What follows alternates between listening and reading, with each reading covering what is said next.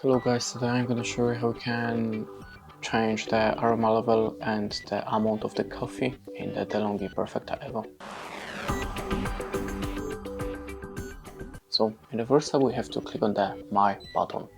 Now select coffee that you want to change the values. Click on the OK.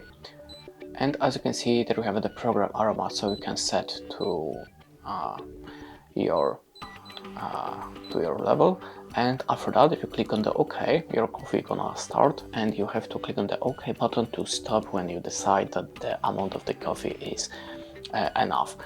And this is the way how you can do it. This is the way how you can save your coffee settings. After that, just open the My or just select the coffee from the list and your settings are saved. Thanks for watching. Leave us a like or a comment and goodbye.